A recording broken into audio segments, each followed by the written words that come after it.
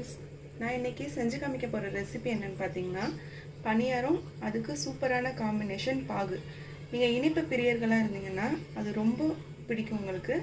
சரி, ஓகே, அது எப்படி செய்கிறதுன்னு பார்க்கலாம் வாங்க.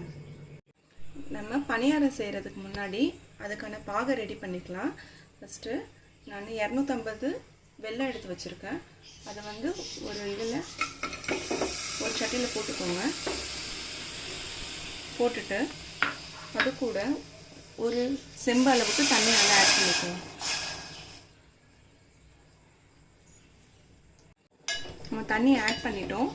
இப்போ அந்த வெல்லம் திக்காகணுன்ட்டு இல்லை, அந்த தண்ணியோட அந்த வெல்லம் கரைஞ்சாலே போதும். முதல்ல அது நல்லா கரை விடலாம். நல்லா வெல்லம் எல்லாம் கரைஞ்சி இது நல்லா ஒரு கொதி வந்திருக்கு. இப்போ அடுப்பை ஆஃப் பண்ணிவிட்டு இதை நம்ம வடிகட்டி எடுத்துக்கலாம். வடிகட்டுறதுக்கு இப்படி ஒரு பாத்திரத்தை எடுத்துகிட்டு நான் இரும்பு வடிகட்டி யூஸ் பண்ணுறேன். அதில் இந்த இதை ஊற்றிக்கலாம். இது எதுக்காக இந்த மாதிரி வடிகட்டுறோன்னா, உள்ளே ஏதாச்சும் டஸ்ட் இருந்துச்சுன்னா வெள்ளத்தில் அதை ஃபில்ட்ரு பண்ணுறதுக்கு தான் இதை யூஸ் பண்ணிக்கிறோம். மறுபடியும் அந்த பாத்திரத்தை நான் வாஷ் பண்ணி எடுத்துக்கிட்டேன். இப்போ நம்ம ஃபில்ட்ரு பண்ணி வச்ச வெள்ளத்தை அந்த பாத்திரத்தில் ஊற்றிக்கலாம். ரொம்ப வெல்லம் திக்காக இருக்கணும்னு தேவையில்லை, இந்த மாதிரி தண்ணியாக இருந்தாலே ஓகே. இதனால் ஒரு கொதி வரட்டும்.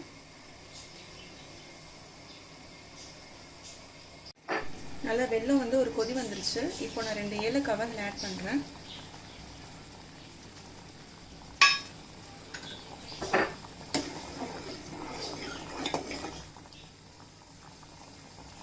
நல்லா கொதிச்சிட்ருக்கேன். இந்த டைமில் நம்ம வீட்டில் எடுத்து வச்ச மாவு, அதாவது நார்மலாக இட்லி மாவு, அதை அந்த சின்ன கரண்டியில் ஒரு 2 கரண்டி அதில் ஆட் பண்ணுறேன். அந்த பாவில் ஆட் பண்ணிவிட்டு நல்லா கிண்டி விட்டுட்டே இருங்க. கிண்டலாம் நல்லா கட்டி விழுந்துடும். நல்லா கிண்டி விட்டுக்கோங்க. ரொம்ப திக்காக இருக்க வேண்டாம், கொஞ்சம் தண்ணியாகவே இருந்தால் அதை நம்ம ஆற ஆற நல்லா இறுகிக்கும். அதனால் கொஞ்சம் ஓரளவுக்கு தண்ணியாகவே இருக்கட்டும், திக்காக இருக்க வேண்டாம். அந்த மாவு வேகணும், அது வரைக்கும் நல்லா கிண்டி விட்டுட்டே இருங்க. சிம்மில் வச்சுக்கோங்க, கிண்டி விட்டுட்டே இருங்க, இல்லைன்னா நல்லா பொங்கிடும். அது மாவு நல்லா வெந்துட்டுருக்கு. நல்லா இந்த மாதிரி கிண்டிகிட்டே இருங்க. கொஞ்சம் சிம்லேயே வச்சு கிண்டுங்க, ஹையில் வச்சிங்கன்னா பொங்கிடும். இங்கே பாருங்கள், நல்லா பாகு நல்லா ரெடி ஆகிட்டுருக்கு.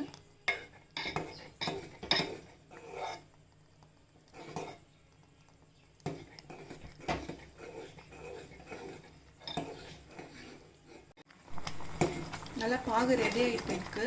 இங்கே பாருங்கள், இந்த பதம் வந்தோடனே அடுப்பை சிம்மில் வச்சுட்டு ஒரு பவுலில் தேங்காய் துருவி வச்சுருக்கேன். அது இந்த பாகுல ஆட் பண்ணிக்கிறேன்.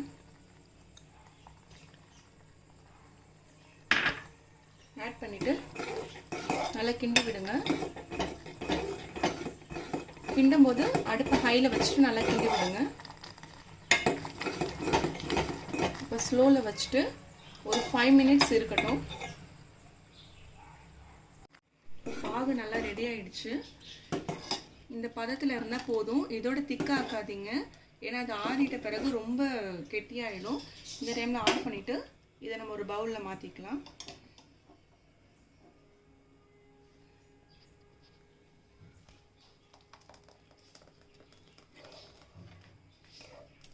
உங்களுக்கு கொஞ்சம் தண்ணியாக தெரியும், ஆறுனால நல்லா திக்னஸ் ஆகிடும்.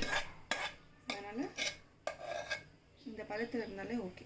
உங்களுக்கு நான் ஒரு சின்ன டிப்ஸு ஒன்று சொல்கிறேன். இது இரும்பு பணியார சட்டி. இரும்பு பணியார சட்டியில் நார்மலாக நம்ம மாவை ஊற்றினா அது சில நேரம் ஒட்டிக்கும். அதுக்காக நான் அந்த எல்லா குழியிலையும் கொஞ்சோண்டு விளக்கெண்ணெய் ஊற்றி வச்சுருக்கேன். அந்த மாதிரி விளக்கெண்ணெய் ஊற்றி ஒரு 10 நிமிஷம் மாதிரி ஊற வச்சுட்டு நல்லா வெங்காயத்தை வச்சு தேய்ச்சிட்டு ஊற்றுனீங்கன்னா ரொம்ப சூப்பராக பணியாரம் வரும். நான்ஸ்டிக் தவானா இந்த ப்ராப்ளம் இருக்காது. இப்போ நம்ம பணியாரம் ஊற்றுறதுக்கு மாவை ரெடி பண்ணிக்கலாம். இது தோசை மாவு மாதிரி கொஞ்சம் தண்ணியாக இருக்கக்கூடாது, அதே மாதிரி இட்லி மாவு மாதிரி ரொம்ப திக்காகவும் இருக்கக்கூடாது. ஓரளவுக்கு ரெண்டுக்கும் நடுவில் ஒரு நார்மலாக இருக்கணும். இந்த டைமில் இதோட கொஞ்சோண்டு தேங்காய் பூவை ஆட் பண்ணுறேன். ஆட் பண்ணிவிட்டு நல்லா மிக்ஸ் பண்ணிக்கோங்க.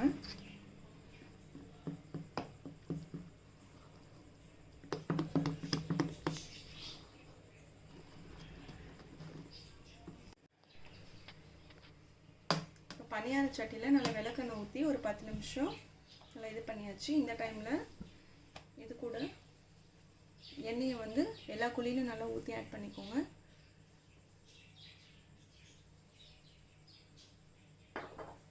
எண்ணெய் ஹீட் ஆனோடனே நம்ம பனியாரத்தை ஊற்றிட வேண்டியதான்.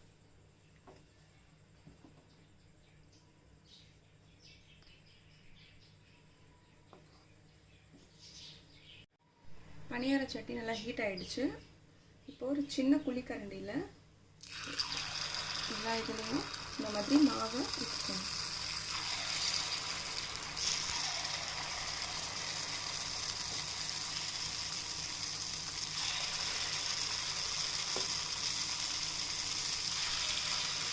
நல்லா மாவு வேகிற வரைக்கும் எண்ணெய் ஊற்றிக்கோங்க. ரொம்ப கம்மியாக ஊற்றாதீங்க.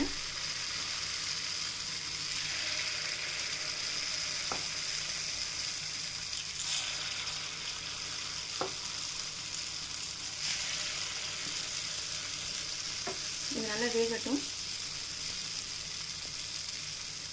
நல்லா பனியாரம் ஒரு சைடு நல்லா வெந்துருச்சு. இப்போ அதை அப்படியே திருப்பி விட்டுக்கோங்க. பாருங்கள், இந்த விளக்கெண்ணெய் ஊற்றினால நல்லா ஒட்டாமல் எவ்வளோ அழகாக வருதுன்னு. இப்போ திருப்பி போட்டுட்ட பிறகு அதில் லைட்டாக கொஞ்சம் எண்ணெய் ஊற்றிக்கலாம். ரொம்ப வேண்டாம், லைட்டாக.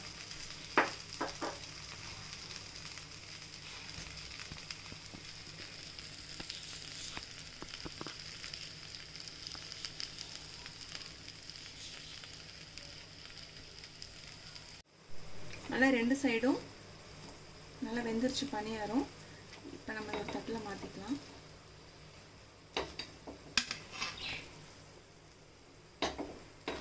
ரொம்ப சூப்பரான ரெசிபி. நீங்கள் ஈவினிங் டைமில் கூட சாப்பிடலாம்.